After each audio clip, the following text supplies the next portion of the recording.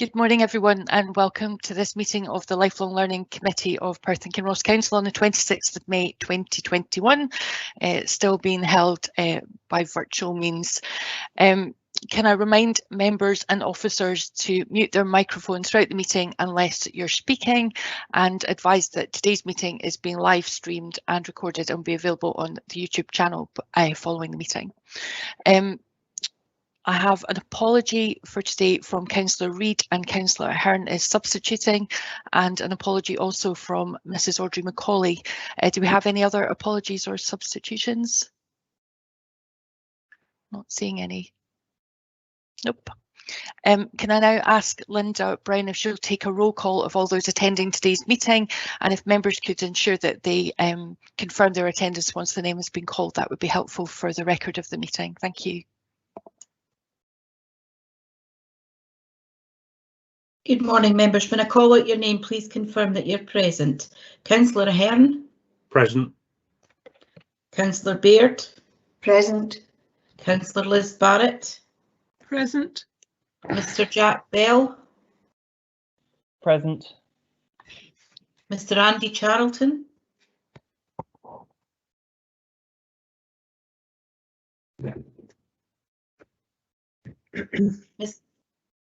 Mr Charlton?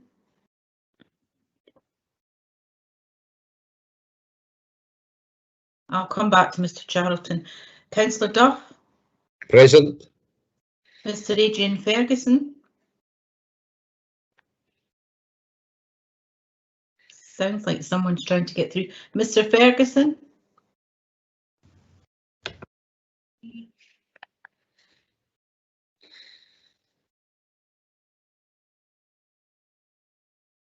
I'll come back to Mr Ferguson. Councillor Forbes?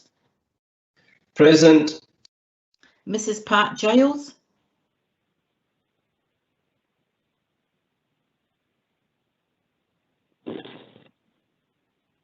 No.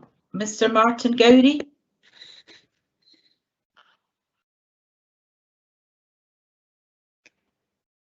Councillor Massey? Present. Miss Teresa Moran? Present. Mr Dean McBride?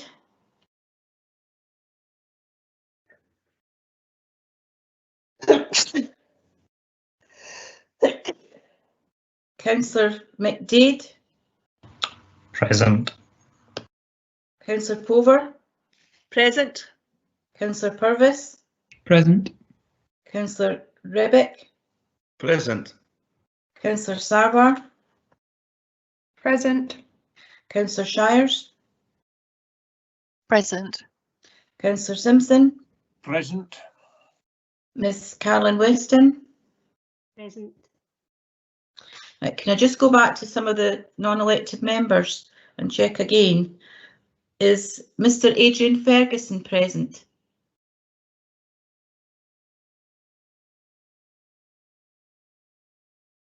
Wouldn't appear so. Right, Mrs Pat Giles?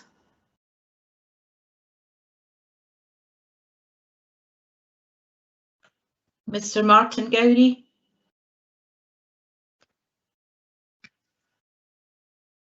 Mr Dean McBride?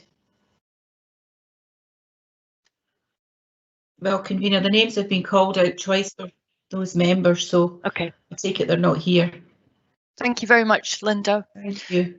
Can I ask, are there any declarations of interest in respect of the business on today's agenda from any of the elected members? Not seeing anything. Nope. A deputation request has been received from Mr Gerard McGoldrick of Abernite Parent Council to address the committee in relation to item 5, the Abernite Primary School Option Appraisal Report. Can I have the committee's agreement to hear the deputation and to vary the order of business to hear this immediately prior to item 5?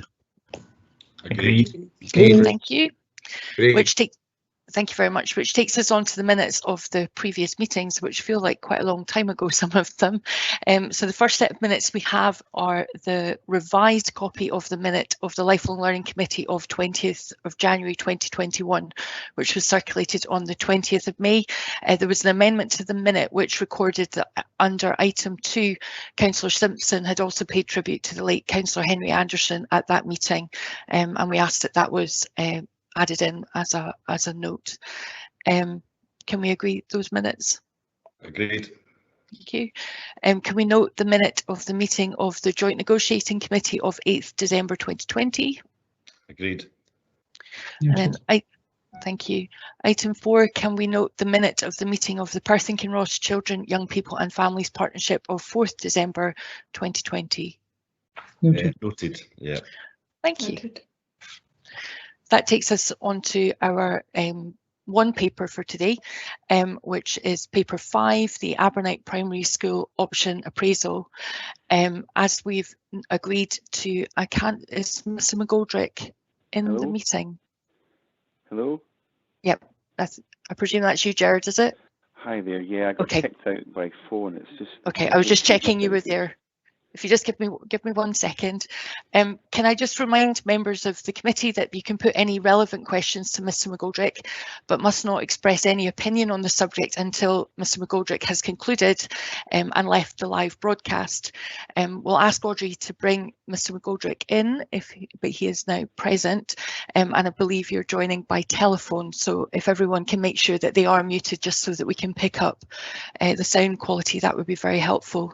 I'll invite you, Mr. McGoldrick, to address the committee for a maximum of 5 minutes, and that would be really helpful. And I'll nip in when you've got 1 minute to go to advise you. Okay, thank you very much.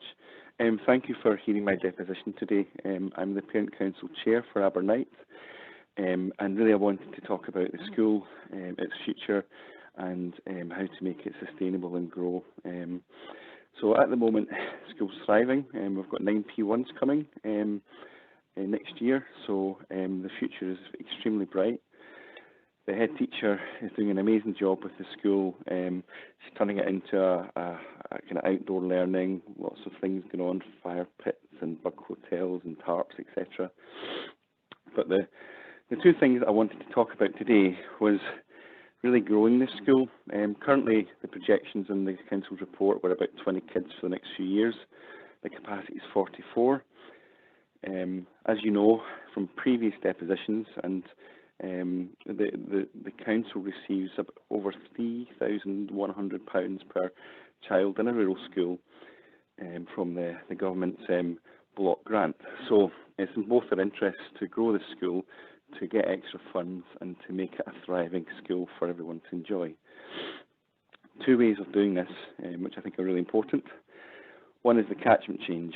So there was a survey done by the council trying to gather opinion from all the families north of the A90, and the message that came back to me was clear. The Knapp, which is a village to the east of the catchment area, isn't associated with Insture School, and at any time, and at no point in the past have they expressed an interest in wanting to come to Abernite, because their kids currently attend a small rural school.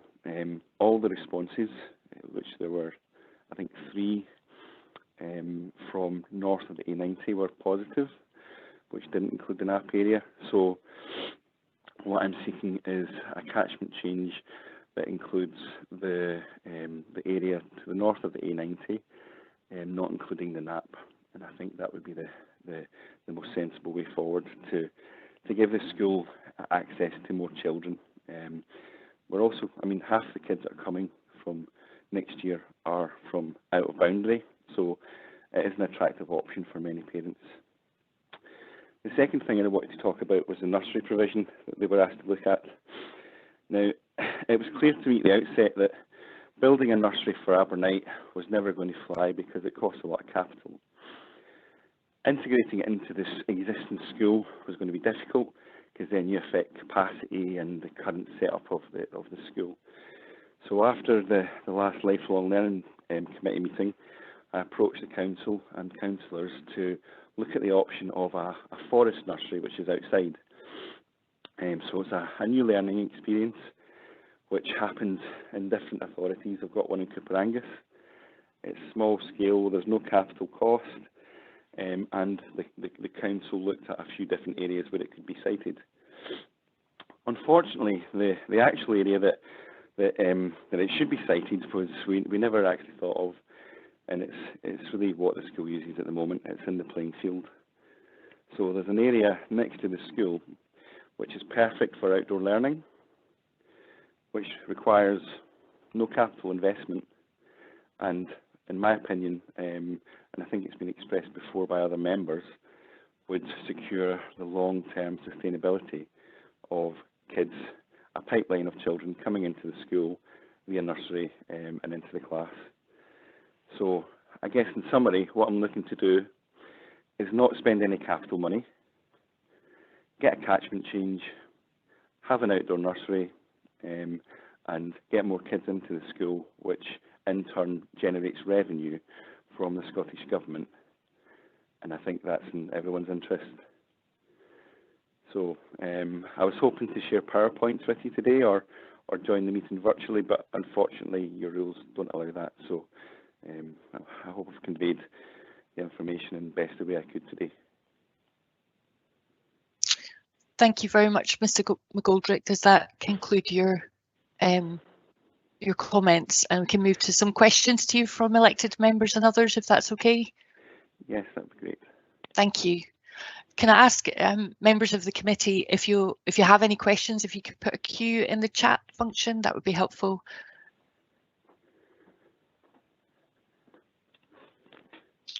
I'm seeing a comment from Councillor Simpson, if it's okay, can I take any questions first and then come back to your comment? Would that be okay?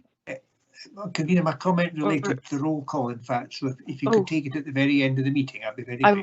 I will do. Remind me to come back to it if I don't, okay? Thank you. Councillor Pover. Hello, good morning, Mr. McGoldrick. I just wonder if you could give me some kind of background on the forest nursery. What is the plan? What exactly will that look like? Is there a building involved? Is it an open air space? I just wanted a little bit of information on that.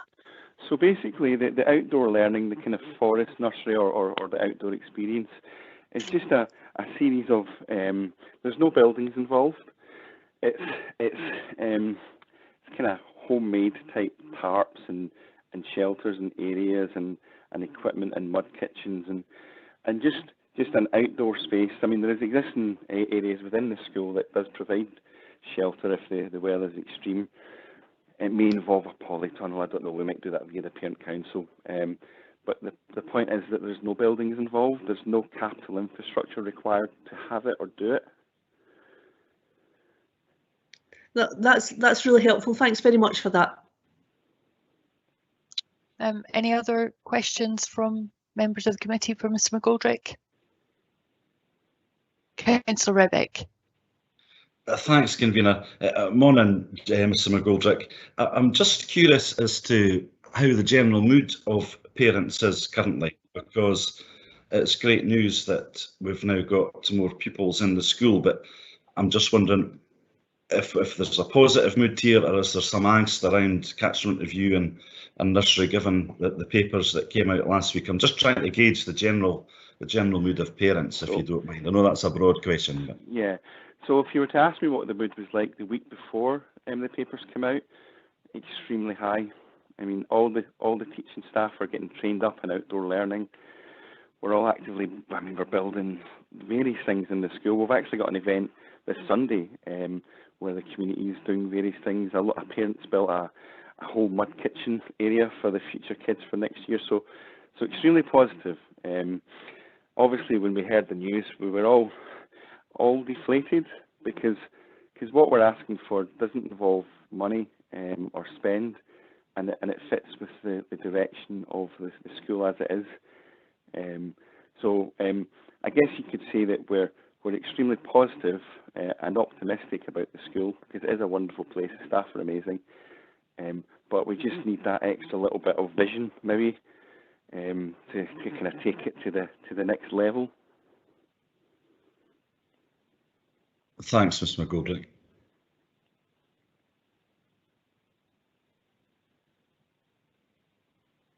Thank you for that, Councillor Rebick. Councillor Duff, you have a question? Thank you, Convener. Yes, you've talked about outdoor learning, and you've also talked about a forest nursery. My understanding is that these are two different things. Are you able to describe the difference? So the school is doing a lot of outdoor learning, which does kind of dovetail nicely into the kind of outdoor learning experience that's done with a forest nursery. So they are slightly different in the sense that we're not suggesting that all the kids from the school spend all their time outside. But that would be the case for the nursery. That's how these things are run in reality in different regions. But the outdoor learning would be where the children from the school would occasionally go outside to play and to learn, etc. The forest well, nursery. Well, they're happening right now. I mean, it's what we've got at the moment. Mm-hmm. It's what the school's got.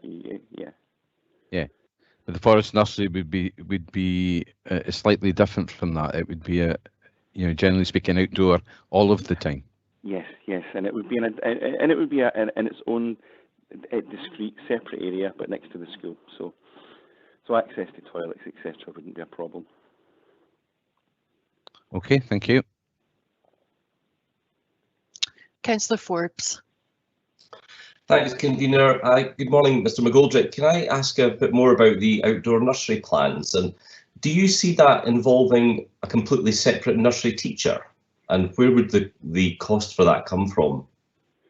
So the nursery would obviously involve a separate teacher, an early years practitioner. So that would involve employment of another member of staff. But as I've mentioned to you, we've got 20. If you use the council's projections, we've got 20 spaces in the school for 20 kids. That will bring in about £70,000 from the grant from the government. So any incurred costs that a nursery through the employment of an early years practitioner will be basically counterbalanced by the money you get from the government. And additionally, an important point is that you'll also get the money from the government for each child that attends a nursery. And I guess a point I missed from the presentation, the only other private nursery that's in our area is Red Squirrel, which itself offers an outdoor learning experience. It's a great nursery. My kids went there herself, but they're actually fully booked. They don't have any spaces for over a year. August 2022, they've got a long list of people wanting to get into that nursery. So there is an appetite for this kind of learning, and there is the opportunity for the council to grow the school, get the funding from the government, and not spend any capital.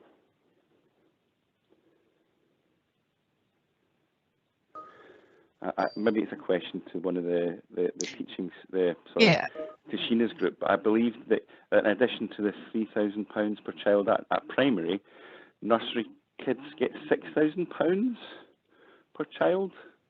I'm sure we can take these questions up with officers in the next part, no problem. Mr McGoldrick. I'm taking a note to make sure that they do get asked, so that's fine. Councillor Baird, please. Thank you very much, Convener. We are talking a lot about outdoor nurseries, etc., and forest schools, which are slightly different, as was pointed out. I think we all are aware that children can go to any nursery they choose, and it does not actually follow on that they are going to go to the school where they went to nursery. So the children having an outdoor nursery does not really guarantee the role of the school, and I think we're trying to sustain the role in the school, not the nursery. And if there is such a demand for outdoor learning or a forest nursery, would this not be an opportunity for someone privately to take on this space and run the nursery completely separate from the school, which would satisfy what the parents really want, is outdoor learning, outdoor nursery? So two points. I would come back to you on that one. Your first statement, I think, is factually incorrect and not true. A lot of parents are put off sending their kids to a different school than to the nursery that they're associated with if they've got one in the school, and that's because they develop friendships at nursery, and they want them to carry forward into primary school. Being a parent, quite an anxious time, especially for new parents. The second thing is that there is a private nursery which is rammed at the moment, called Red Squirrel, which offers this. So I guess what I'm saying is that why do we need to have a private nursery when we could just do it with the council, which would be integrated with the school, which is what you do with all your other schools. You have integrated nurseries. I think Xander might mention that, previous experience from small rural schools, if you associate a nursery with them, you get a pipeline of kids and they become sustainable and full. Thank you, Mr. McGoldrick. I think we can pick those comments up again with officers. Councillor Baird. Councillor Duffy, another question? Yes, thanks, Convener. It was just to say, in relation to the area that you mentioned within the adjacent playing fields, do you know whether that meets the criteria for a forest nursery? I imagine that a forest nursery would be within a forest, and I just wondered if what I don't know the area ground specifically. So there's trees. I mean, we could call it a forest nursery. We could call it an outdoor nursery. You could. I mean, it really depends on. It doesn't really matter what you call it. It's an outdoor learning experience. So the area is there. It does have trees. There is opportunity to build and make shelters using tarps, etc. So I think, in fairness to everyone, when we, and myself included, when the forest nursery was first pitched by another parent who actually sent their kids to one in Cooperangus, I was obsessed with the word forest, which made me then think of where's a forest, and I think that's where the council were looking at in terms of areas, which were not ideal, doable but not ideal. But then I thought about it last week and I thought, that's not the point. It's about outdoor learning, and the best place to have that is in a playing field that the school currently uses, which has got trees, which has got masses of area, which is a beautiful place to be, which satisfies the safe routes to school, the drop-off, the pick-up, the parking, the toilets. So yeah. Thank you for that, Councillor Duff. Is that your question? Yes, thank you. Thank you. Councillor Barrett, please. Thank you. Just to pick up your point about toilets and shelter, could you just confirm this would mean the nursery children having access to the toilets in the school and also needing to shelter in the school from time to time? And my understanding was there isn't room for nursery children in the school at the moment because both the classrooms are needed. Can you explain that one, please? Thank you. I would imagine the access to the toilets would be fine. I mean, the nursery size we're talking about, the scale, because it can't be big, because we can't support too many kids, would be, of the scale of 10 kids, two cohorts of 5. I don't imagine they would be sheltering within the school, and that's not the point of an outdoor nursery.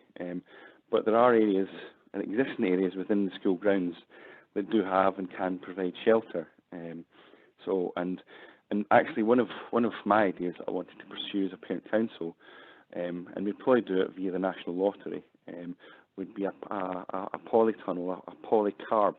So it's a bit more of a rigid structure that you get. It's not polythene. It's carbonated plastic. Anyway, these are things that have been done in different areas for communities and schools via the national lottery. And I thought that would be an excellent thing to have, because then you've got an area where you can grow things, and you've got an area where you could be if the weather becomes quite extreme, and so yeah. But again, we're not asking for the council to spend any capital. Thank you.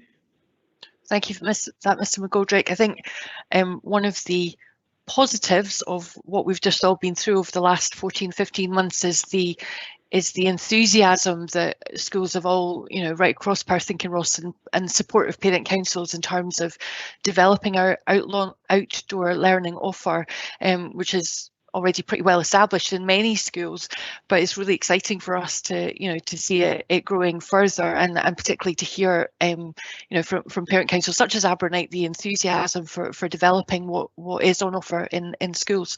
So, it's sort of every cloud, isn't it? Have that positive impact. Yep, I totally agree.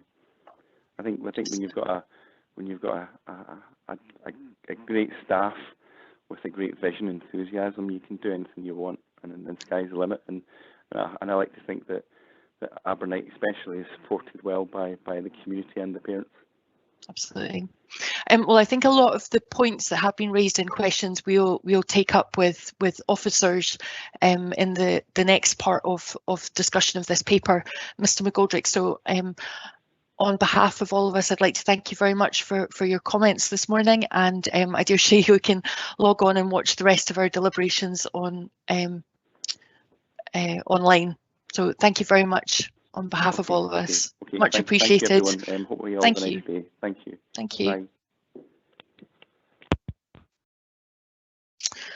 Right, thank you very much for the questions. I'll now invite Sheena Devlin to introduce the report, please.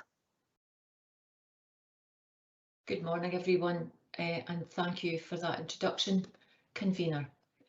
The report and options appraisal being presented in response to requests from this committee on the 26th of August 2020 to consider options to build a sustainable school role at Abernite Primary School at the earliest opportunity. The options appraisal has considered whether a catchment review or the introduction of a nursery would create a sustainable school role for Abernite, based on the principles that were agreed by this committee on 4th of November 2020. These principles are noted in section 2.2 of the report.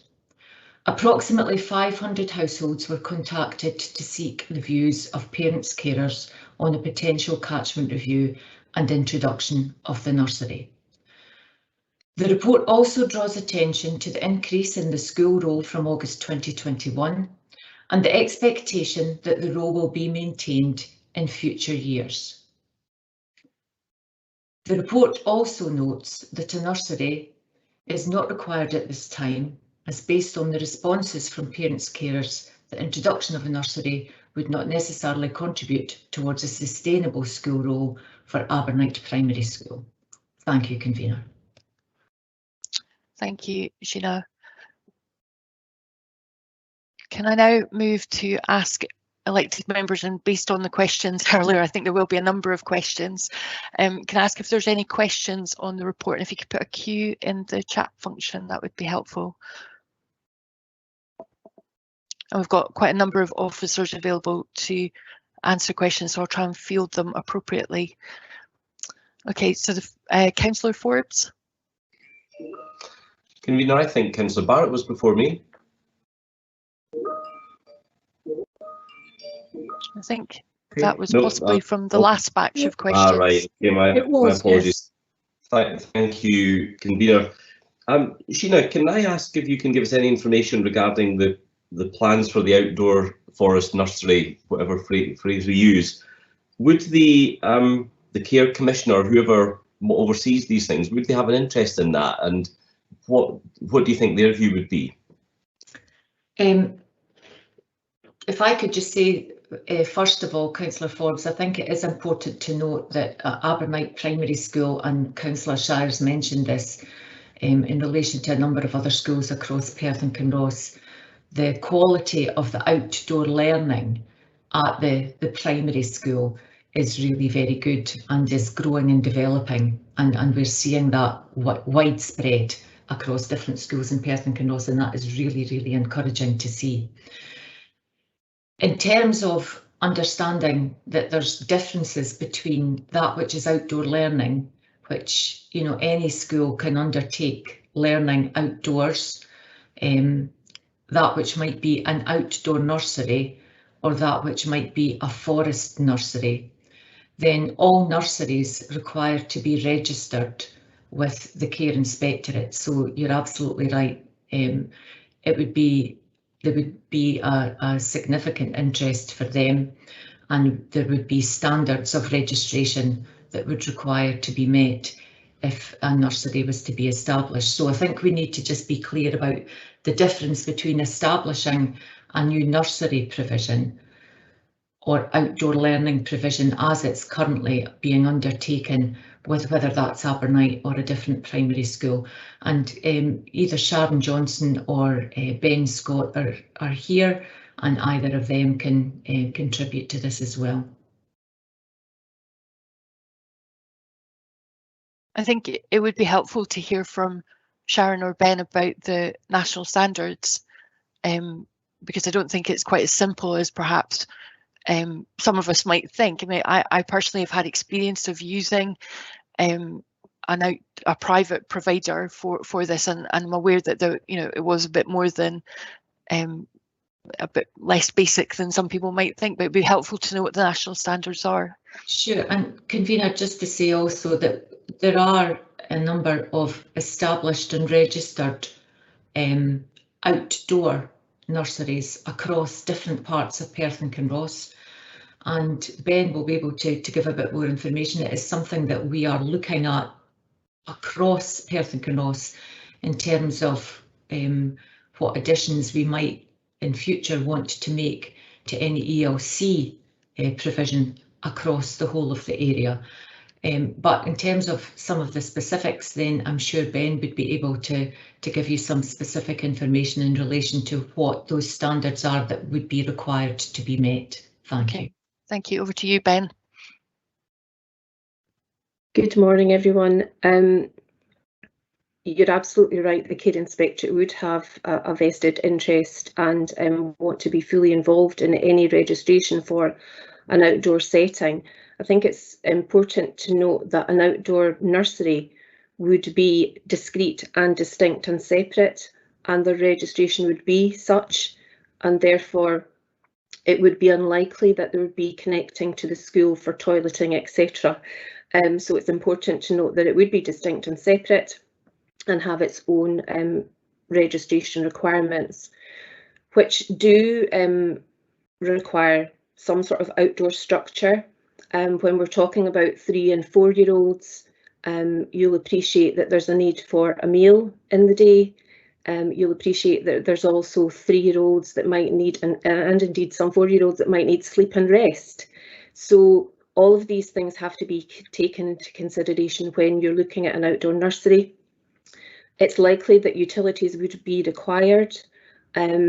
There would have to be careful consideration to water management. For example, hand washing and cleaning of dishes would be important.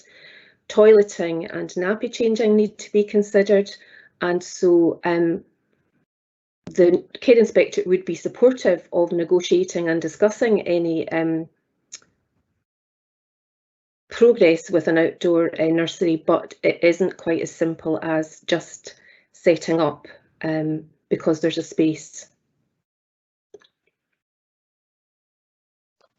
Can I have a follow-up, please, convener? You may, yes. Thank you. Just a quick one, Ben. So the idea that we could build a nursery there without any capital cost, are you saying that's simply not the case?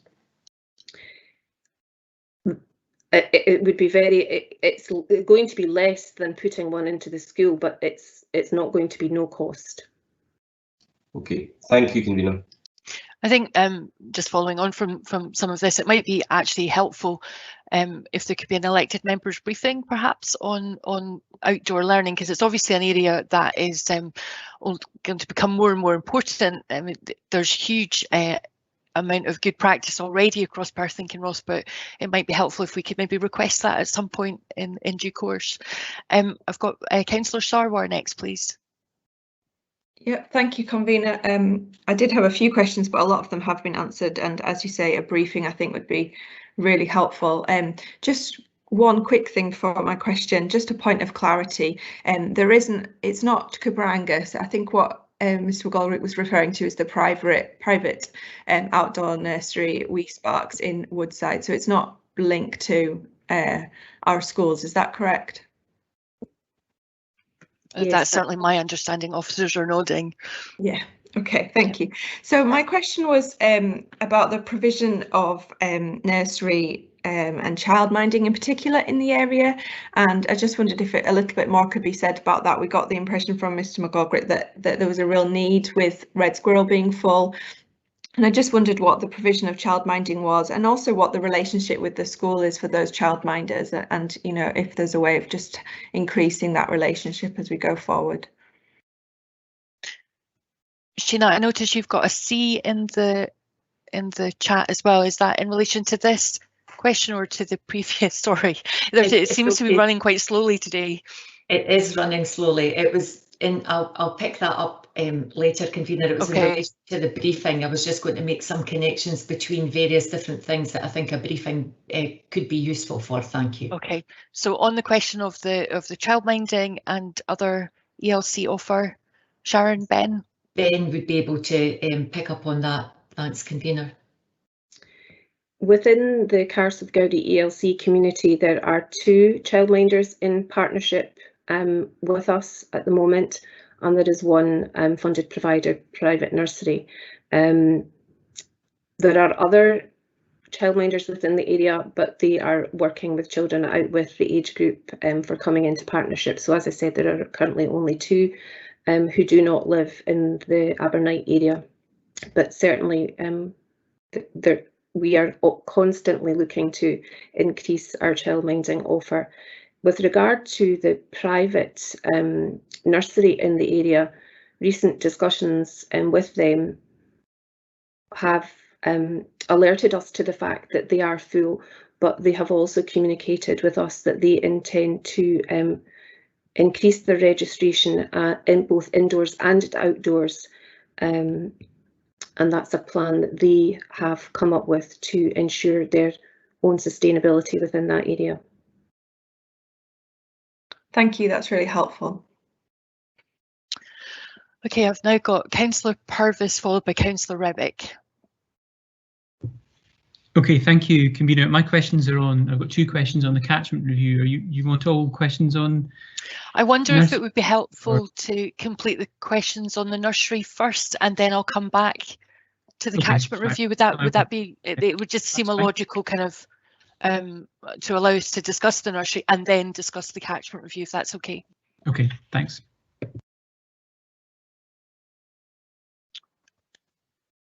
So, Councillor Rebick. Thank you, convener. I have 2 questions, but I'll ask one about the nursery at this point, if that's okay. And I think it is important, and I welcome the offer of a briefing on the difference between an outdoor nursery, an outdoor learning nursery, and a woodland nursery.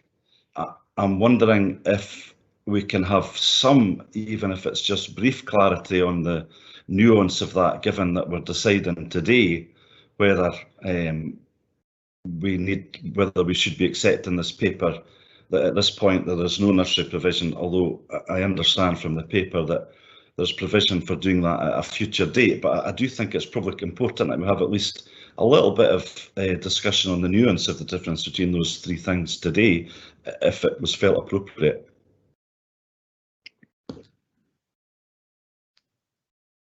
Convener, I'm happy to come in there if that's helpful, and I know that Ben would be able to come in there as well. I think the 3 different things that seem to be being spoken about, correct me if I'm wrong, Councillor Rebick, is outdoor learning. So outdoor learning is part of the curriculum, is planned for by the school with the pupils, and does not require any modifications that need to be registered, for example, with the care inspectorate. So outdoor learning we tend to talk about in the context of the primary curriculum or the early years curriculum, but again, outdoor learning can happen outdoors and doesn't need to be in a grassy or fielded or wooded area, because outdoor learning can happen in a tarmacked playground or in a park.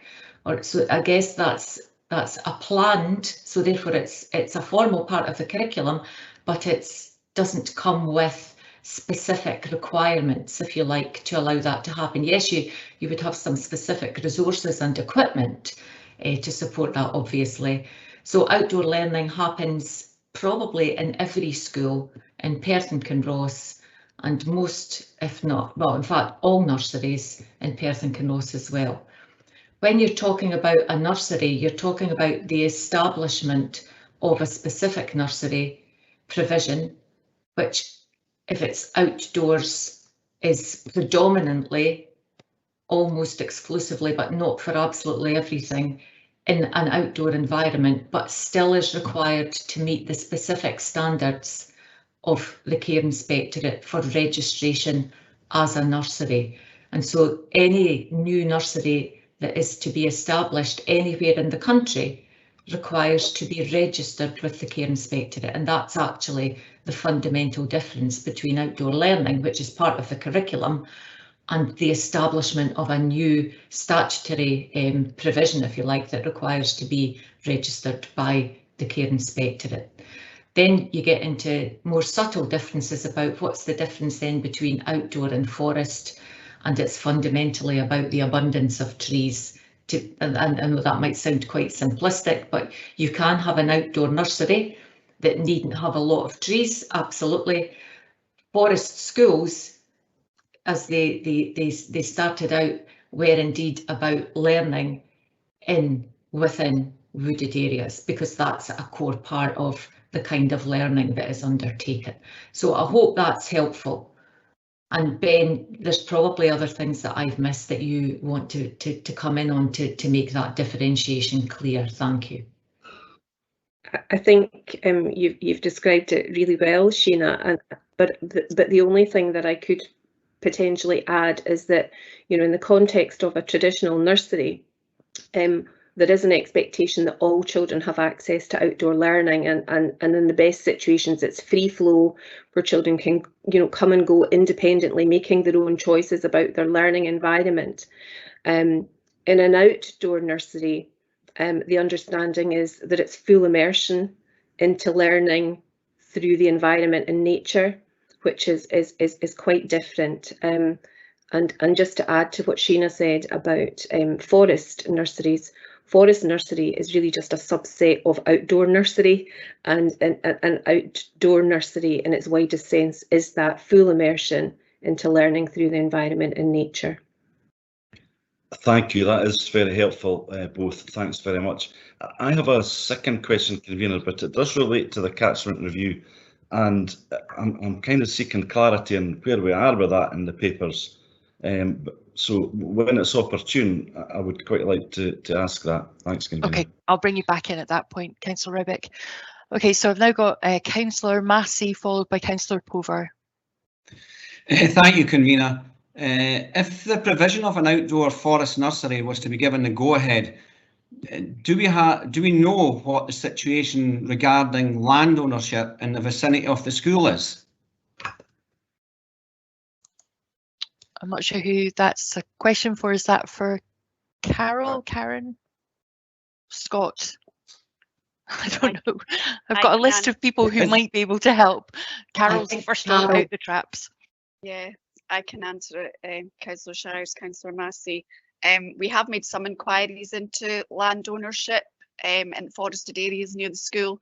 So there are 4 potential areas, and we've been in touch with landowners. So we've had a positive response from one landowner, a negative response from another, and we've had no response from the other 2. Thank you. Thank you, Councillor Massey. Thank you, Carol.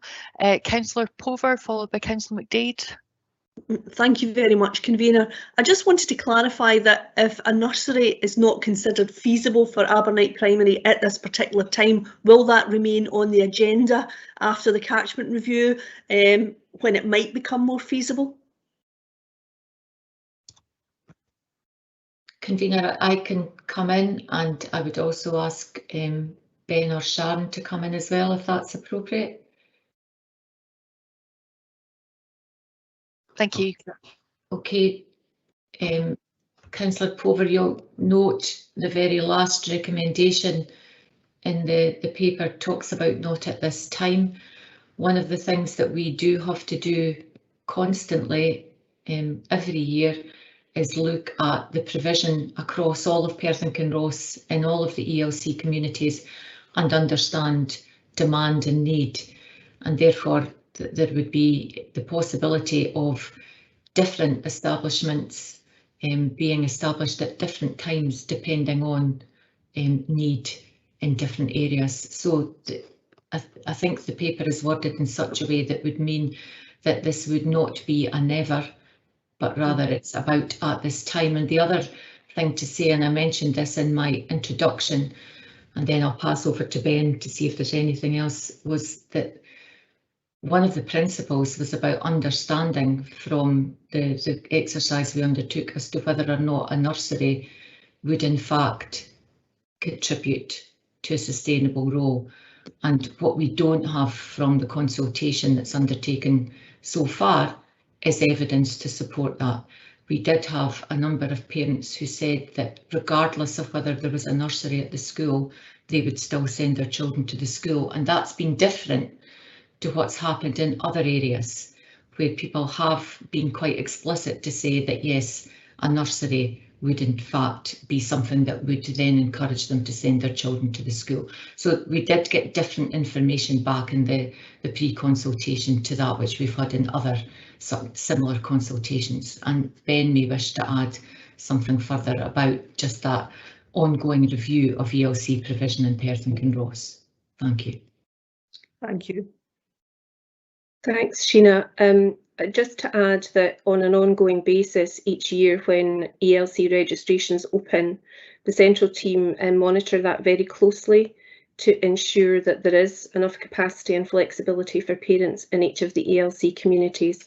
And at this present moment in time, there is sufficient capacity within the CARS of Gowrie. That's lovely. Thank you very much. Thank you. Councillor McDade, please. Thank you, convener.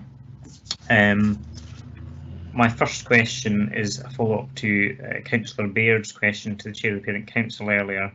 Could officers provide us with information in terms of what percentage of children who attend a nursery in a school then go on to attend that same school? And if they do not have an accurate number for that, can they perhaps ballpark it for us at the moment and give us an accurate number after the meeting, please?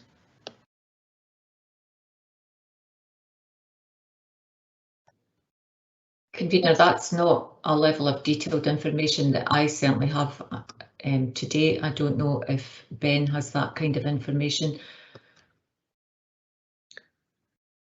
Sheena, no, not at present. No. I could perhaps add some comment if that's that'd be helpful, Sharon. Thank you. So Councillor McDade, your question is about percentages of pupils who attend their local nursery, and we don't take that kind of information as a matter of rule. What we do know is in practice that we provide a survey for our parents and carers every 2 years on their use of nursery provision. And what we know from the surveys that we've done up to date is that parents choose nurseries depending on a number of factors and not just the local school that their children go to. So they choose nursery provisions for work purposes or because they're near family, and sometimes the nursery provision can be far away from their local school. So there is no determined catchment area where a nursery pupil has to go to the same school. So there is a wide choice amongst our parents about how they choose nursery provision. And it's very common for parents to choose split placements for nurseries. So not all children just attend one nursery. They might go to a local authority nursery for part of the week or a private provider for another part of the week. So it doesn't follow necessarily that children who go to one nursery will then follow into the school.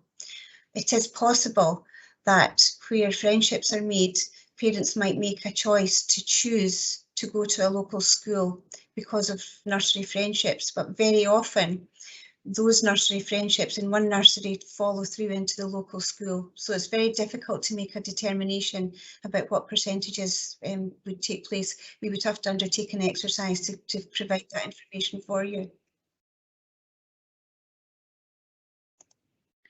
I'm noticing in the chat that Sheena's suggesting that Karen Robertson may be able to add further comment on this. Karen?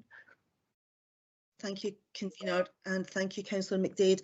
I suppose whilst we don't have the explicit level of detail that you have asked for, in terms of a ballpark, what we do know in relation to a number of families who may not live in the catchment area of the nursery that they attend. So in terms of the overall primary one intake, about almost 20% of primary one pupils are seeking to attend a school that is not their catchment school, and about a third of those are not granted. So we have quite a number of children who have attended a nursery and wish to continue at that school and are not able to do so at the point of school admission, if that's helpful. Thank you.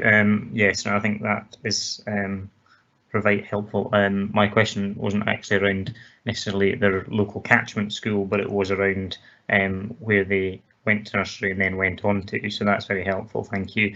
And I would be grateful if we could get some more information perhaps after the meeting around that. My next question, Convener, is as I understand it, a significant part of the capital costs that are indicated in the paper for the construction of either an extension, renovation within the building, or indeed a standalone nursery are in significant part due to works required on the building itself in terms of replacing the heating system, the electrics, etc. I'm wondering if someone from property could perhaps provide us with some detail on the breakdown of the works that are currently required essentially for the nursery, and what percentage of the costs they make up, and when we will be doing this work if a nursery is not provided.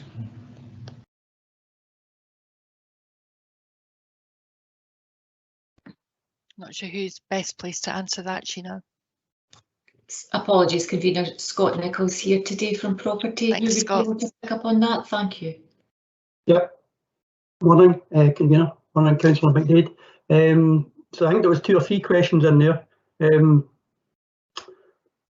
Part of what we've proposed to do with all 3 options was to look at the existing building in terms of what we need to do in terms of essential work, which is, I think these were narrated before, but a lot of it's to do with the mechanical, the electrical and the plumbing systems, and a bit to do with the drainage. We're also going to look at bringing the building up to current standards. So that is what we would have to do.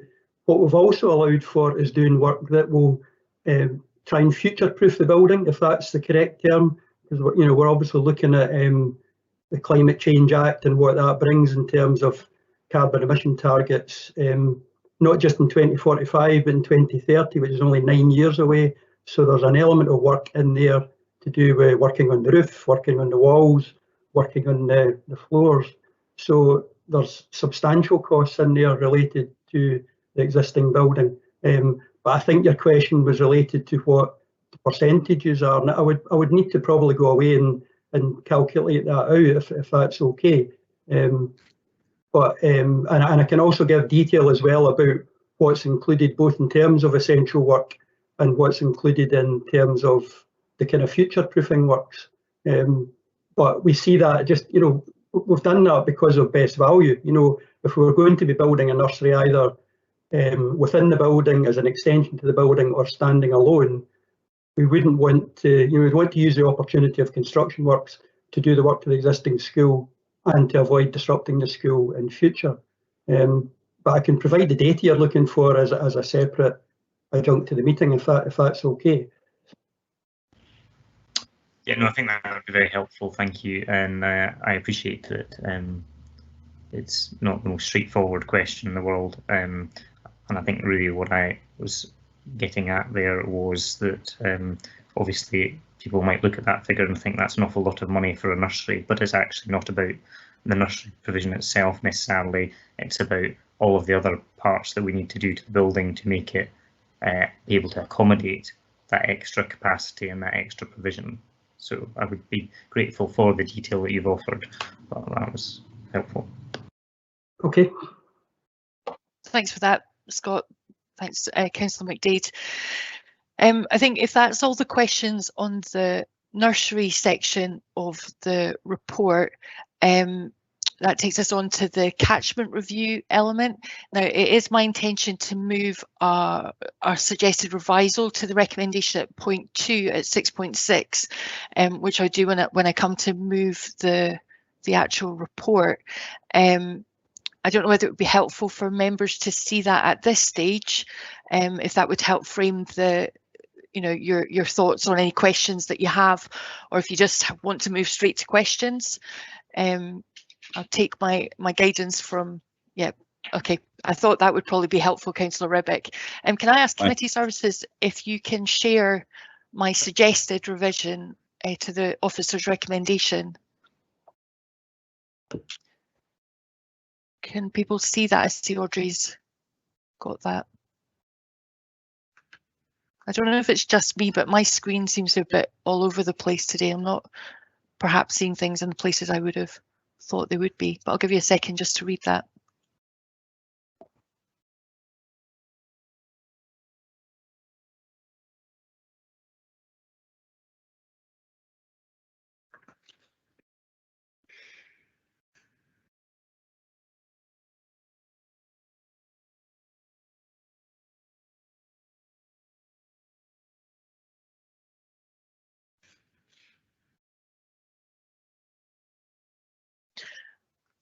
And then I have questions on the catchment review from Councillor Purvis and Councillor Ribbick, and any others if you put them in the chat box. Thank you, Convener. I have 2 questions on the catchment review, if that's possible. The first one was around how the recommendation was arrived at, and I appreciate this is a very difficult thing to make an assessment on, but in the papers we obviously have, in the case of Inchiture Primary School, catchment area north of the A90 specifically, 3 out of the 3 children under the age of 5 that the parents said that they would support a change.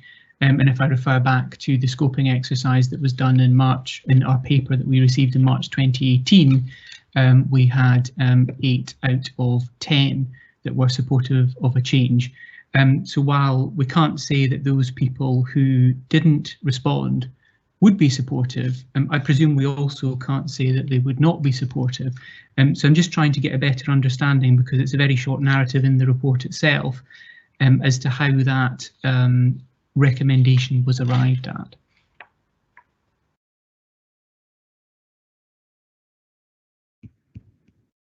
This one for Sheena. Convener Karen Robertson would be able to answer in relation to catchment review, I think, on this. Thank you. Karen. Thanks, Sheena. Thank you, Convener, and thank you, Councillor Purvis.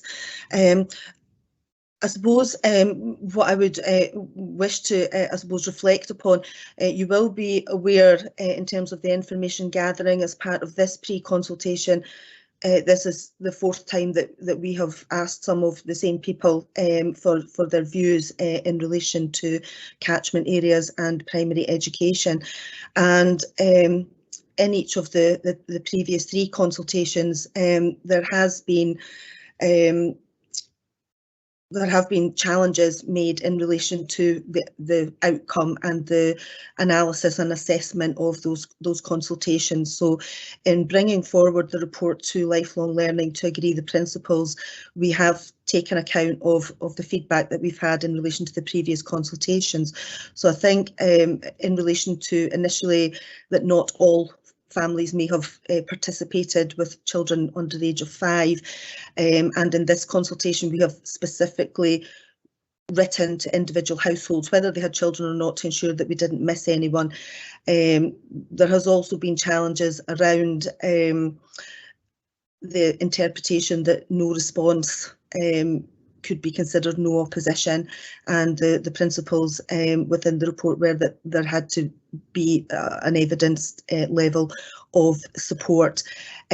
So on this occasion, you know, we've been we haven't sent letters out to the wide number of consultees that we did previously. It was very targeted to households to capture all of the families that might live there, whether they had children currently at school, in nursery, babies, or children who perhaps were not yet born, to make sure that we were doing our very utmost as part of this consultation to gather that. And I think based on the number of responses, we are in a position that, as you have said, it's inconclusive. We are not assuming one way or the other. As previously, we have made an assumption that no response was no opposition, and on the challenges that we have been presented with previously, we haven't done that on this occasion. The responses in terms of those families living north of the A90 in the Insture catchment area, whilst it's recognised within the report, there have been positive responses in relation to the parents of 3 children. This relates to 2 families, but there are a greater number of families living there who have not shared their views with us. Okay, thank you for that response. So that nicely follows on, I suppose, into my next question, which, you know, the point you highlighted about people being asked again. I suppose that would be a concern, that maybe people wouldn't respond in every single instance. In the second more formal exercise that was done in, I think it was the report we got in September 2018, we only had responses for 3 under 5 pupils from their parents in the Insture catchment area that we were looking at. And I think they were all, and I'm happy to be corrected if I'm wrong, from parents who also had pupils already at the school of primary school age, and clearly that might be a different consideration for them.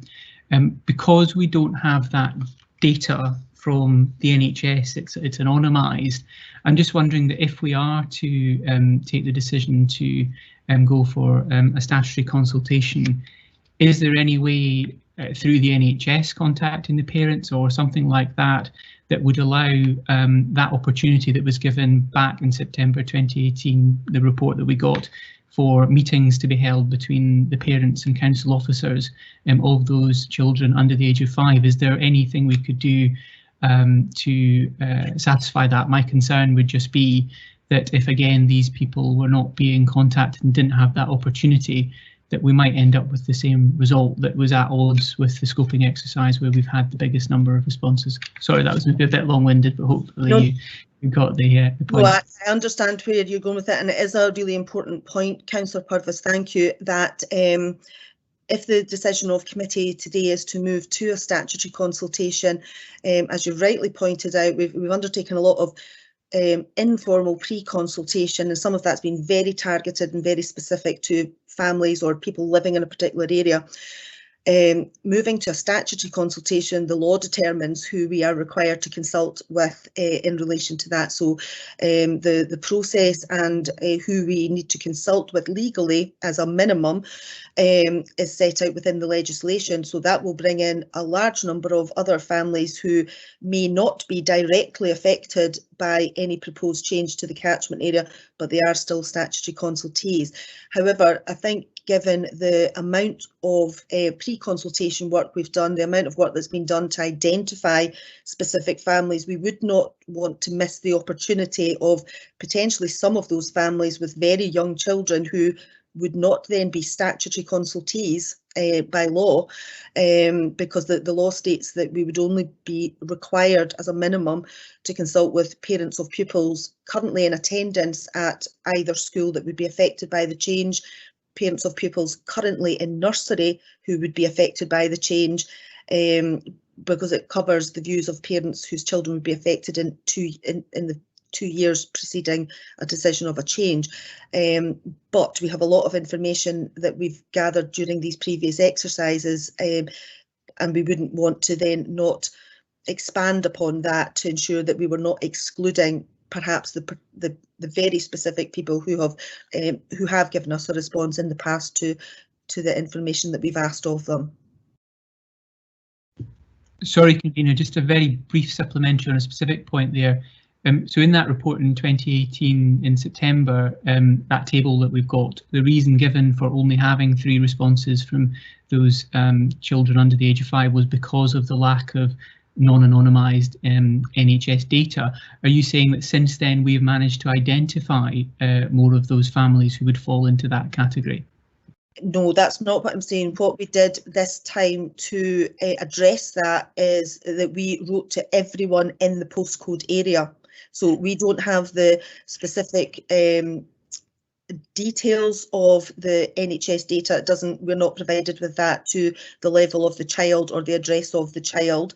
But what we did this time was we do have it by postcode area, and that was why on this occasion, as part of the pre-consultation, to ensure that we captured everyone, we wrote to everyone in that postcode area, and that's, I think, what we would potentially intend to do in addition to what we would be legally required to do to make sure that we did make contact directly with families who may have very young children and who have given us their views previously, to make sure that we don't lose that. Okay, thank you. Thanks. I'm going to, just on some of the points that have been raised by Karen, who has the encyclopedic knowledge of the catchment review process that we follow. I'm just going to ask Sarah Roger if you've got any additional points that you'd like to make on the legal side of the requirements upon us as a local authority.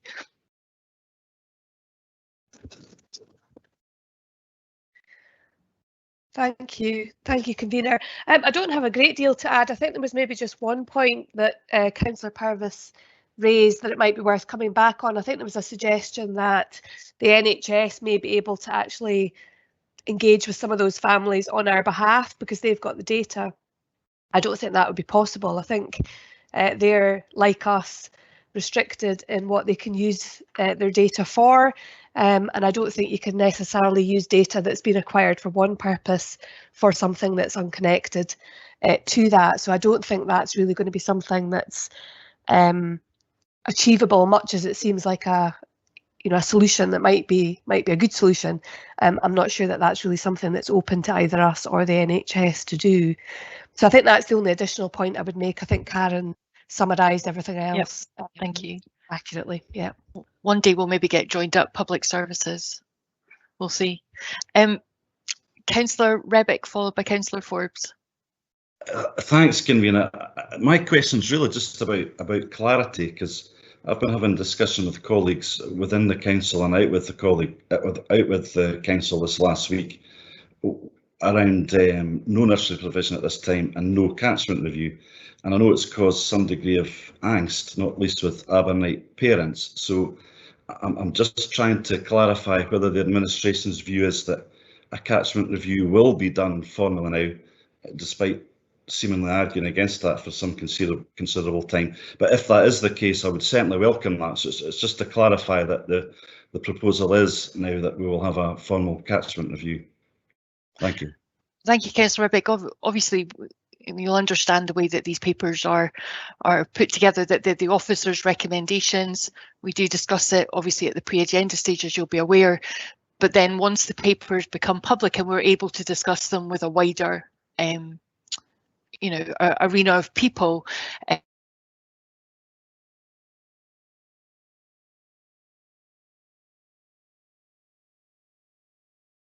recommendation, which we're asking council call today to take forward for us to, it's for us to look at, to ask for how things will be implemented for the future. I avoided saying going forward. So yeah, that's our position on this. We've listened to the community at Abernite, the school community, and only had discussions with them on Monday evening. But I can assure you that there have been discussions going on certainly within our group ahead of that discussion with the parent council. Do you have any further points? No, that's great, Convener. Just to be clear as well, we do welcome the change of heart. I do think it is the right thing. Thank you. Thank you, Councillor Rubbick. I'm not quite sure change of heart would be the expression that I would use. I think we're all share an aspiration to deliver a sustainable role for Abernite, perhaps to look at the lessons learned from previous experiences in dealing with requests from Abernite Primary School Parent Council, and to move forward and do all we can to support the aspiration that community has to create a sustainable role 5, 7, 10 years and further into the future. Thank you, Councillor Rubbick. Councillor Forbes and then Councillor McDade. Thanks, Convener. I've got two questions, if I may. One of them Karen has already answered a fair chunk of it, but I just wondered if I could get a kind of idiot's guide as to what the difference would be in a practical level between the informal consultation, which I understand we've now carried out, I think, 4 times, and the formal consultation. I understand that would make it slightly wider, but could I get some specifics about, would the questions be different and who else would be consulted on that? And then you'll be pleased to know my second question is even more simple than that one. Thank you, Councillor Forbes. Thank you, Karen. Convener, and thank you, Councillor Forbes. We wouldn't be going out with a set of questions in a statutory consultation. If that is approved by the committee today, we would be going out with a formal proposal to change the catchment area, and that's what we would be seeking people's views on. Setting out, as I suppose, maybe to take it back a step, the process in relation to a statutory consultation that the local authority is required to follow is exactly the same for changing a catchment area as it is for opening a new school or closing a school. It is the same process, and each step in that process would be required. So that would be undertaken by the publication of a proposal paper where the council would be setting out, and based on the convener's recommendation, if the wording within that, it would be a proposal to change the catchment area, and that's what we would be asking people's views on. So it wouldn't be a number of questions or separate questions. We would be seeking views on the intention to change it. In terms of, so we would be working within the legal timeframes of the length of the consultation period, and obviously the outcome of that coming back to committee at a later stage. In relation to who we are required to consult, as I kind of briefly said in my previous answer, that would be the parents of pupils attending both Inshire Primary School and Abernite Primary School, as those would both be affected by a change to the catchment areas. The parents of preschool children, the parent council at both schools, the staff at both schools, elected members are consulted, the community council are consulted. I think generally is the bulk of it. So it'd be a much wider consultation that people may give their views on, but that would be the gist of it.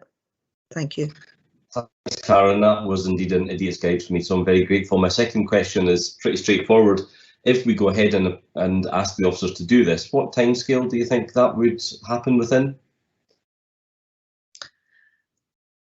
I'm not sure that I would be able to answer that, Councillor Forbes. I don't know. Okay, open up to anybody that can Sheena may answer. wish to. Councillor Forbes, I'm happy to come in there. You'll appreciate that there's already an extensive work plan that involves a number of pre-consultation and statutory consultation exercises in relation to various schools and sites across all of Perth and Kinross. So a number of those are in train or scheduled to be in train, and we have a mentoring schedule which indicates when those papers are due to come back to this committee, and therefore we would need to, if the decision of committee today is to undertake a statutory catchment review, that would then be added on to the current work plan and could not necessarily supersede that which is already in train. So I can't actually give you a definite timescale, but I can say that there is substantial work, as I say, in train and due to begin, and it would not be appropriate, I don't think, to stop that and add something in before we were able to complete that other work that has already been agreed by this committee as requiring to be done in a certain timescale. Thank you. Thank you, Convener. That's me. Thank you. Councillor McDade, followed by Councillor Baird, please. Thanks, Convener. My question's a follow-up to the response provided by Sarah Roger. I'm just wondering if Sarah Roger could provide us information on whether we have a data sharing agreement or an information sharing agreement with National Health Service or NHS Tayside, who would hold the information that Councillor Purvis was talking about, and whether such an agreement would allow perhaps part of what he's talking about. I understand the police use this with public bodies elsewhere to provide and share intelligence. Hello, Councillor McDade. We do have an agreement, but it's a Caldecott agreement, which actually is about maintaining confidentiality rather than sharing data. So because it's identifiable, potentially identifiable NHS information, there are very strict agreements in place that require us to maintain that, and because of that we're only given very limited information. So it isn't really the same as information sharing in the sense that you're talking about, where we share data between public bodies for particular purposes. I think when you're talking about this kind of NHS information, the agreement we have is more about maintaining confidentiality than allowing or permitting data sharing. Carol, I think, may be able to add more information about the agreement that we have with NHS Tayside about this. Thank you, Sarah. Councillor McDade, yes, we had quite an extensive consultation with the NHS in relation to the Caldecott agreement, and they were very specific in terms of confidentiality. We could not obtain information in relation to families or children's names. Basically, the information we're provided with is postcode and date of birth, and that is enough that we need to do in order to be able to do the analysis that we need to do for all the work we've been doing in relation to the school estate reviews. So we were unable to obtain information in relation to families. Okay, thank you. Thank you for that. Councillor Baird, followed by Councillor Duff. Thank you, Convener. One of my questions about the timescale has been answered, so I'm going to ask another question about the predicted role for this coming session. I think Mr McGoldrick said there were 9 P1s. Am I right in thinking that 4 of them are placing requests, and would they be living in, if this the consultation went ahead, do these children live in that the extended area? Just out of curiosity. Thank you. One for Carol. Yes, I can answer that question. So the 4 pupils that are coming into the school after the summer holiday do not live in the extended area. Thank you. I see Karen's put in the chat that she would answer, but I think that was probably been the same response. Yes, that's given, correct. Karen. Thank you. Yep. That's correct. Thank you. And Councillor Duff, I've got, and that looks like the final question. Thank you, Convener. I suppose it's kind of related to Councillor Baird's question there. We heard Mr McGoldrick talk about additional payments for pupils attending rural schools, Abernate School, and I just wondered if someone would like to clarify exactly what the position is with these payments, why they're given and what they're used for. Convener, I think Greg would be able to comment on the finance side of things. Thank you. Thank you, Sheena. Yes, Councillor Duff. The reference to funding is in relation to funds that are allocated across Scotland and also to Perth Cross in relation to rural schools. There's a number of factors which impact on that. Primary population, secondary population, rural school factor. That's how the funds are allocated to the council as part of the 370 million budget of the council. The funds wouldn't relate directly to education and children's services or the school. it would come into the council, and it's up to the council to decide on priorities of the spending. Yeah, so the number of pupils specifically doesn't come with a, you know, additional budget necessarily. Thank you. Sheena, did you have further comment to add? I think just to say, and Greg will keep me right if I've got this wrong, that, you know, what we see is fluctuation in school roles, and so, you know, where there may be rises somewhere, there may be declines elsewhere, and it's not just as straightforward as, you know, an increase here would mean absolutely that there is an additional amount, Greg, I think I'm right in saying, in terms of for rural schooling under a certain size of school. But sometimes, you know, anything like that that comes into the GAA can be offset over time by declining roles elsewhere. So it's not just, as Greg says, that money comes in and then there's a linear direction that takes that straight, if you like, to Abernight. It comes into the corporate finances of the council. Is that correct, Greg? Yes, Sheena, that's 100% accurate. It's, as you say, population of Perkin Ross, primary, secondary pupils go up and down year to year, so it's not as straightforward as suggested. And in fact, we may already be getting that money for these children at a different school, effectively. Yes, there's different allocations based on the population within schools, so yeah, yes. Okay, thank you. Right, I've got one final question in the chat, and I'm going to make this the final question because I think we've all had a good, you know, I can't even think of the word, a good rake around at the questions over the paper. Councillor Forbes. Thanks, Convener. Councillor Duff's question just reminded me of something that Mr McGoldrick said right at the start, and I think he left it open for clarity, and it was regarding the payment for children who come into a nursery school. I think he suggested it might be about 6,000, but he also said he wasn't absolutely sure about that. And I wonder if we could get some clarity on that particular amount of money. One for you, Greg. Yes, Councillor Forbes, I think the figure of 6,000 quoted by Mr McGoldrick was in relation to the amount we pay to partner providers, which roughly is, we pay around about £5.5 per hour for 1140 hours, which equates to about 5,800. So I think that 6,000 figure he quoted is probably linked to that. Okay, thanks, Greg. So essentially, the council, instead of paying that money to a private provider somewhere else, would be effectively paying it to themselves. Is that, do I understand that right?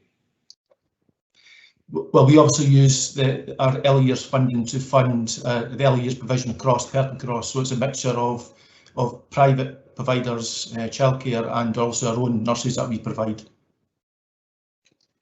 Okay, thank you, Convener. Thank you very much, and thank you to all the officers for answering numerous questions this morning. It's been really helpful, actually, just to get some clarity around the process and moving forward. In moving this report, just highlights once again that these reports are the result of an incredible amount of work by our dedicated officers who assiduously carry out these informal consultations. And just, I know I always say that, but we just want to note that we do really value the work that our officers do in conducting consultation with members of the public, sometimes difficult given the detail we were discussing between the information that we hold and the information that other partner public bodies might also hold and the gaps that are there. And that they gather these results based on the principles agreed by us at Lifelong Learning Committee. The outcome of the consultation in this report before us is, in my view, and having discussed it with others, inconclusive, and I very much hope that by formalising the process we may be able to gather more views from those in the communities around Abernight. By taking this action, I hope it's clear to the Abernight school community that we want to do all we can to assist in creating a sustainable school role and future for Abernight Primary. So I'm very happy to propose that 6.62 in the report that the change already shared this morning is made to request that a statutory consultation on the catchment is undertaken. as we've discussed, where it refers in the recommendations to the nursery, the wording is not required at Abernate Primary School at this time. And as Sheena and others have outlined, this is very much something that is kept under review throughout the years, as we see fluctuations right across the school estate, across Perth and Kinross. I'm sure, however, and again, as we've heard this morning, the school will look to expand the outdoor learning offer at Abernate, and I'm very confident under the guidance and leadership of the head teacher and with the support of the Parent Council, that outdoor learning at Abernate will only increase in the future to the benefit of all the pupils that are there, and we look forward to seeing that. So with these comments, I'd like to move the report and ask Councillor Duff if he'll second it. Thank you, Convener. In seconding the motion, I would also like to thank the officers for the considerable work that they have undertaken in developing the report before us today. Considering the many challenges faced by everyone over the last 6 months, I very much appreciate the work which has gone into having this report, as I say, on the agenda. Convener, given all that this primary school has been through, I think it's great to see that the school roll has risen from 7 to 12 and is projected to rise to 20 for the next year, the highest it has been in for over a decade. This should require the use of both of the school's classrooms for the foreseeable future. I think, Convener, that tribute has to be paid to the Parent Council for working hard within the community to raise the profile of Abernate Primary School and encouraging parents in the area to place their children in the school. As we have heard today, the construction of a nursery or the integration of a nursery are not suitable in the circumstances. I understand why the Parent Council see that an outdoor nursery would be desirable. However, as we say, from the information stemming from the auction's appraisal, it is clear that the evidence for such a move has not been established at this time, and today's motion leaves the door open to a future development of this nature. However, a sustainable school roll is the ultimate prize, and we are therefore proposing that we carry out a statutory consultation to include that part of the Inchtour primary catchment north of the A90 into the Abernate catchment area. While there can be no guarantee that this will be supported by parents in the area, I do hope that the consultation results in documented support for this catchment change, which will lead to a greater sustainability for Abernate. I'm happy to second the motion. Thank you. Thank you, Councillor Duff. Can I ask if there's any comments on the report? Councillor Redbeck. Thank you, Convener. First of all, just briefly, if I may, I would welcome, notwithstanding the pressures on officers' time, which I think we all understand, I would very much welcome a briefing on the outdoor woodland nursery. If that view is shared by colleagues across this committee, I think that would be very useful in order to understand whether it may or may not be suitable for Abernate Primary School, and indeed whether it's suitable that Perth and Kinross Council try and establish these kind of nurseries throughout the Perth and Kinross area. And not least, I think we should remain open-minded to some of this type of learning being in more urban areas as well as rural areas that they currently exist in.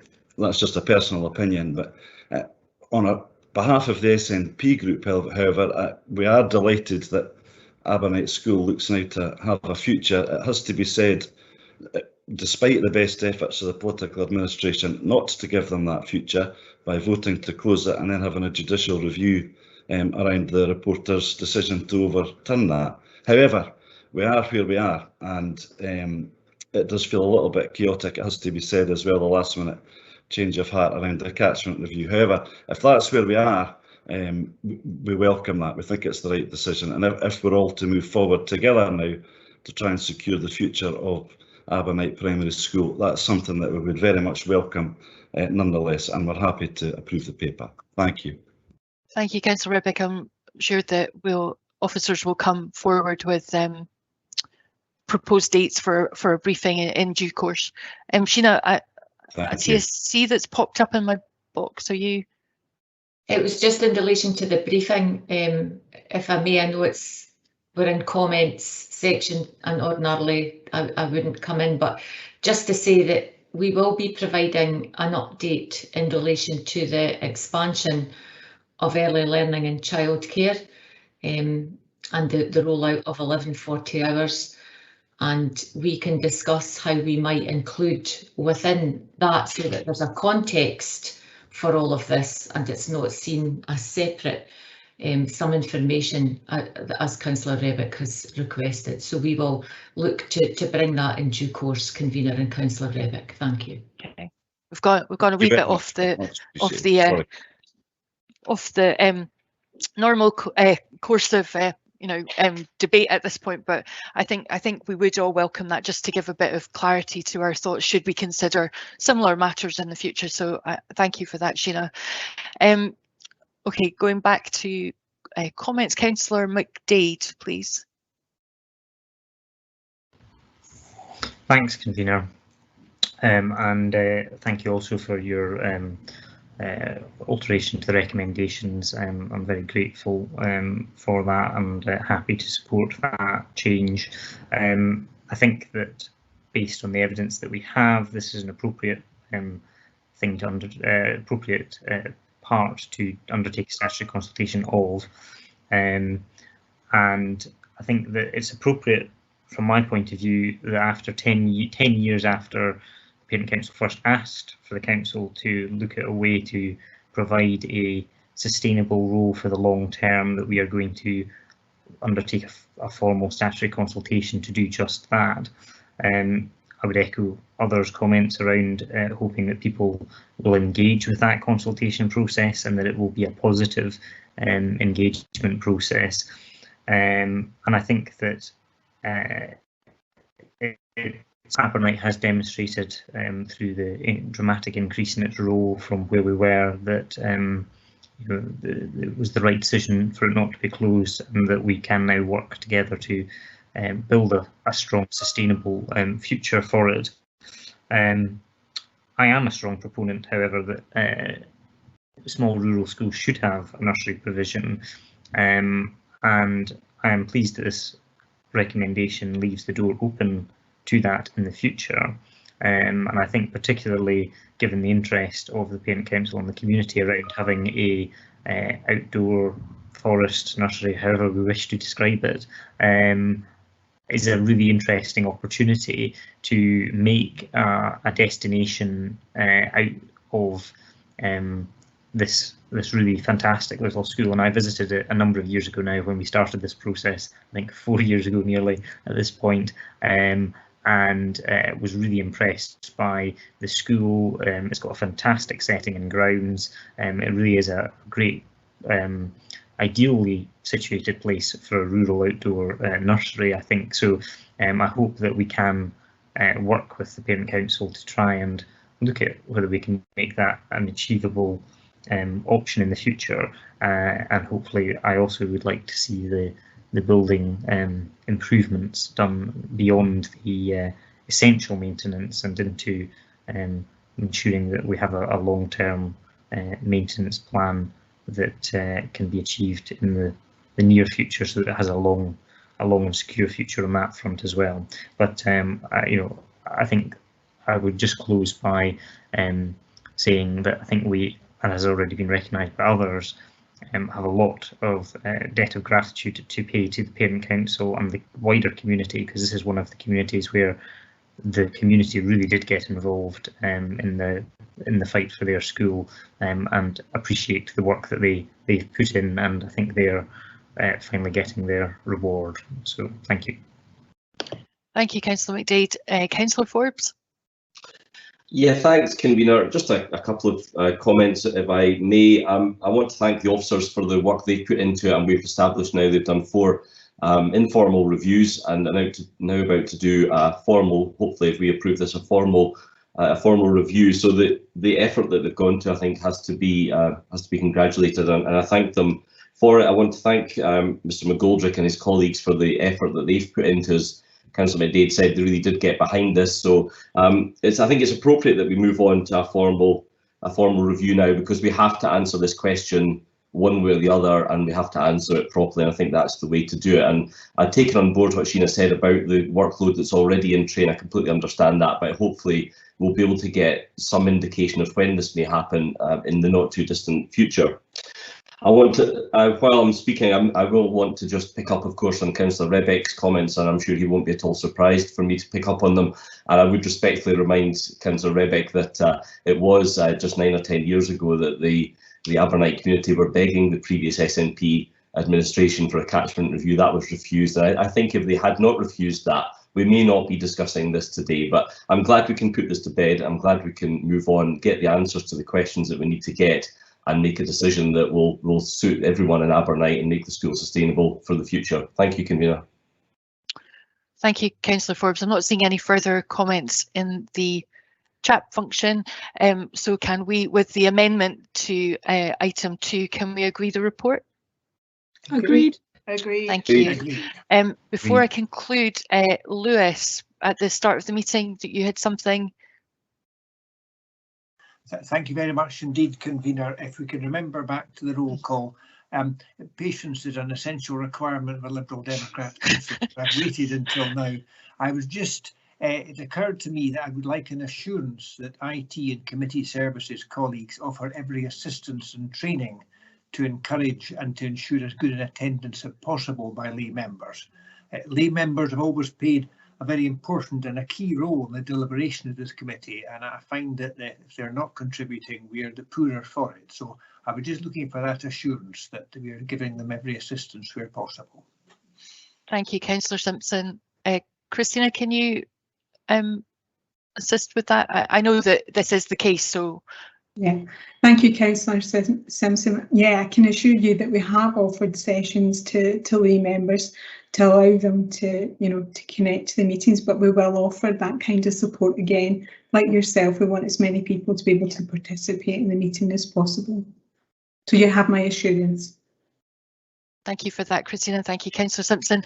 Well, with bringing the meeting to a close, I just wanted to thank everyone for their participation today and Mr McGoldrick. And I also just wanted, because I didn't do it at the start of the meeting, and I think it is really appropriate given that we are still not able to see our officers in person, but to ask Sheena and her colleagues just to take our continuing thanks to all staff across Education and Children's Services for their ongoing commitment and dedication in these unusual times. I know that secondary schools just now are taking the brunt of it with the ongoing assessments that are happening across the schools, and then there's all the other end of term things that have to be done, and I think it's just right and proper that we take the opportunity just to express our thanks to everybody, and we look forward to perhaps things returning to a bit more normality at the start of the next term, she says, with her fingers and everything else crossed. So we thank you for your comment there, Sheena, but just on behalf of all of us, it would be remiss not to just pass on those comments, please. And with that, I'll draw the meeting to a close. So thank you very much, everybody.